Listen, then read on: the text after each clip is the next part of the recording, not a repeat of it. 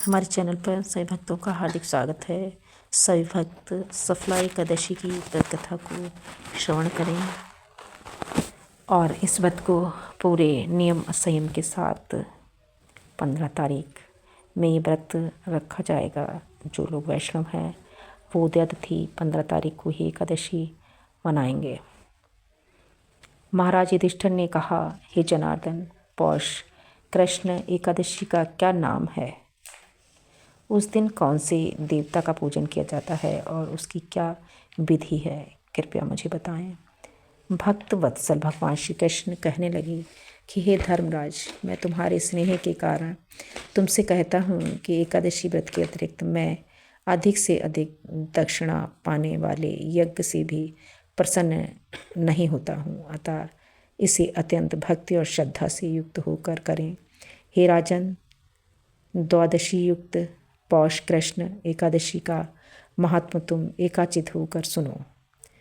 इस दिन का नाम सफला एकादशी है। इस दिन एकादशी के देवता श्री नारायण हैं। विधिपूर्वक इस व्रत को करना चाहिए। जिस प्रकार नागों में शेष नाग, पक्षियों में गरुड़ और ग्रहों में चंद्रमा, यज्ञों में यशुमेघ, देवताओं में भगवान विष्णु श्रेष्ठ हैं, इसी तरह सब व्रतों में एकादशी का व्रत श्रेष्ठ है। जो मनुष्य सदैव एकादशी का व्रत करते हैं वे मुझे परम प्रिय हैं। अब इस व्रत की विधि को मैं कहता हूँ, उसे सुनो। मेरी पूजा के लिए ऋतु के अनुसार फल, नारियल, नींबू, नैवेद्य आदि 16 वस्तुओं का संग्रह करें।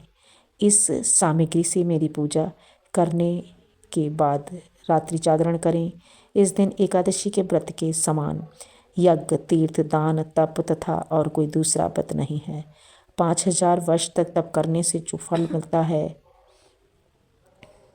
उससे भी अधिक सफला एकादशी का व्रत करने से मिलता है। हे राजन, आप इस एकादशी की व्रत कथा को सुने। चंपावती नगरी में एक महिष्मान नाम का राजा राज्य करता था। उसके 4 पुत्र थे। उन सब में लुम्बक नाम वाला बड़ा पुत्र महापापी था। वह पापी सदा परस्त्री, वैश्यागमन और दूसरे बुरे कामों में अपने पिता का धन नष्ट करता था। सदैव ही देवता, ब्राह्मण, वैष्णव की निंदा किया करता था। जब राजा को अपने बड़े पुत्र के ऐसे कुकर्मों का पता चला तो उन्होंने उसे घर से निकाल दिया। तब वह विचरने लगा कि कहाँ जाऊँ, क्या करूँ। अंत में वह चोरी करने का निश्चय किया। एक दिन वह वन में रहने लगा और रात को अपने पिता की नगरी में चोरी करता और प्रजा को तंग करने लगा और उन्हें मारने का कुकर्म करता। कुछ समय पश्चात सारी नगरी भयभीत हो गई। वह वन में रहकर पशु आदियों को मारकर खाने लगा। नगरी नागरिक और राज्य के कर्मचारी उसे पकड़ लेते किंतु राजा के भय से छोड़ देते थे। वन में एक अति प्राचीन विशाल पीपल का वृक्ष था। लोग उसकी भगवान के नाम पर पूजा करते थे। उसी वृक्ष के नीचे वह महापापी लुम्बक रहा करता था।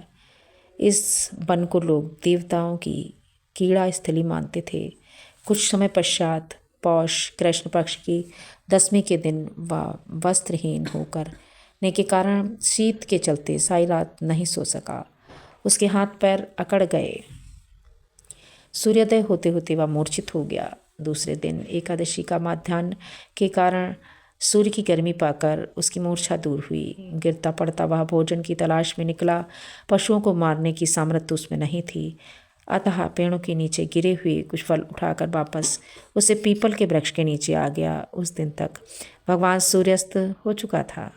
वृक्ष के नीचे फल रखकर कहने लगा, हे भगवान, आप इसे अर्पण कर लो। ये फल हैं, आप ही तृप्त हो जाइए। उस दिन रात्रि को दुख के कारण रात भर भी उसे नींद नहीं आई। उसके इस उपवास और जागरण से भगवान अत्यंत प्रसन्न हो गए। उसके सारे पाप नष्ट हो गए। दूसरे दिन प्रातः एक अति सुंदर घोड़ा सुंदर वस्तुएं से सजा हुआ उसके सामने आकर खड़ा हो गया। उसी समय आकाशवाणी हुई, हे राजा, श्री नारायण की कृपा से तेरे सारे पाप नष्ट हो गए हैं। ऐसी वाणी सुनकर वह अत्यंत प्रसन्न हुआ और दिव्य वस्त्र धारण करके भगवान आपकी जय हो कहकर अपने पिता के पास गया। पिता प्रसन्न होकर उसके समस्त राज्य का भार सौंप दिया और वन को चले गए। लुम्बक शास्त्रों के अनुसार राज्य करने लगा। उसने के स्त्री पुत्र और सारा कुटुंब भगवान नारायण का परम भक्त हो गया। वृद्ध होने पर वह अपने पुत्र को राज्य सौंपकर वन में तपस्या करने चला गया। अंत में वैकुंठ धाम को प्राप्त हुआ। अतः मनुष्य इस परम पवित्र सफला एकादशी का व्रत करता है, उसे अंत में मुक्ति मिलती है।